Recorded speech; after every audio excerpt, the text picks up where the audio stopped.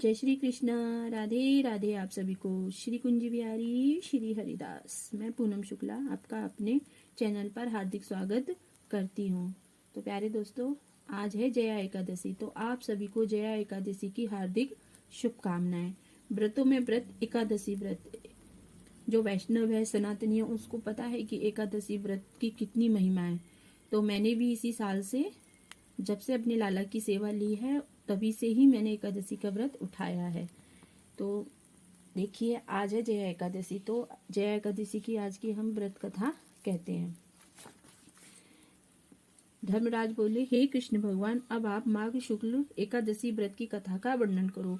भगवान बोले, हे धर्मराज, जो माघ शुद्धि एकादशी का व्रत करता है वह सब पापों से छुटकारा, संसार के सब सुखों को भोगता हुआ अंत में मुक्ति को प्राप्त होता है।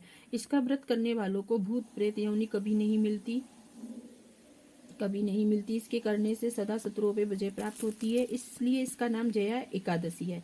हे धर्मराज, अब मैं जया एकादशी की कथा सुनाता हूँ, ध्यान से सुनो। एक समय इंद्रलोक में देव सभा जुड़ी हुई थी। सुंदर अप्सराएं नाच गा रही थी। उनके साथ ही गंधर्व पुत्र माल्यवान और गंधर्व कन्या पुष्पावती नाच गा रही थी। इंद्रावन पे इंद्र विराजमान थे। चारों तरफ खुशी छाई हुई थी। फूल बरसाए जा रहे थे। इतने में ही गंधर्व पुत्र माल्यवान और गंधर्व कन्या पुष्पावती एक दूसरे की सुंदरता से मोहित होकर प्रेम से आसक्त हो गए और उनका ताल स्वर बिगड़ गया।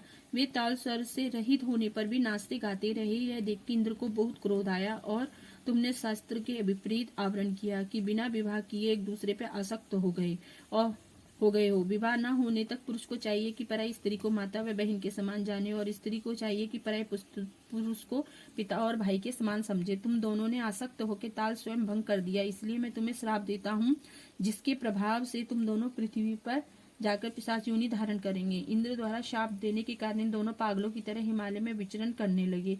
एक दिन भयंकर ठंड पड़ने पर शीत से व्याकुल दोनों ने भगवान विष्णु से प्रार्थना की कि अब कदापि बुरे कर्म नहीं करेंगे। पराई स्त्री को माँ तथा बहन और पराय पुरुष को पिता व भाई के समान समझेंगे।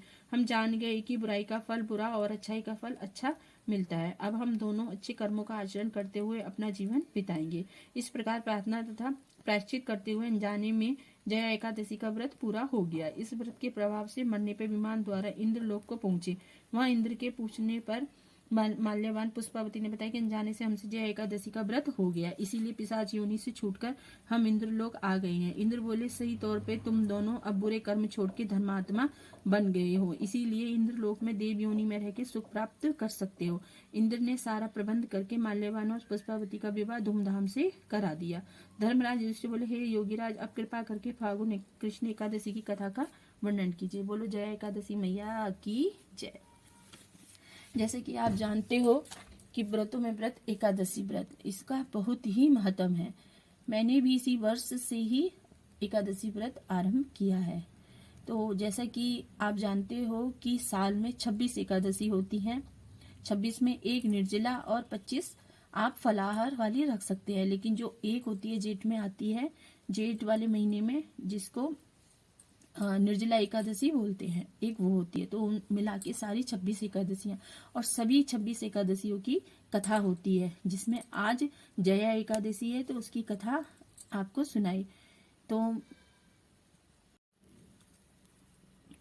जिसको नहीं पता है या जो रखना चाहते हैं एकादशी का व्रत, वो रख सकते हैं।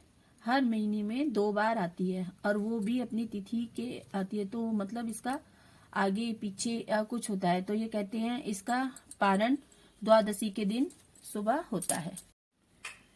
जैसा कि कहते हैं कि व्रतों में व्रत, एकादशी व्रत, इसका बड़ा महत्व है। तो कहते हैं अगर आपसे व्रत भी न रखा जाए या किसी कारण से आप व्रत भी नहीं रख सकते, कहते हैं तो इसकी इतनी महिमा है कि आप सिर्फ ये भी एक संकल्प ले लो कि आज हम अन्न नहीं खाएंगे या हम चावल भी नहीं खाएंगे, तो भी वो आपका व्रत फलपूर्ण हो जाता है, उसे भी प्रभु स्वीकार कर लेते हैं। तो जो सनातनी वैष्णव है उसे तो एकादशी का व्रत रखना चाहिए, और मैंने भी इसी वर्ष से आरंभ किया है। तो आशा करते हैं कि आप जो भी ये वीडियो देखेगा या सुनेगा तो वो भी आगे एकादशी का व्रत रखेगा। तो बोलो जय श्री कृष्ण। राधे राधे आप सभी को। श्री कुंज बिहारी श्री हरिदास।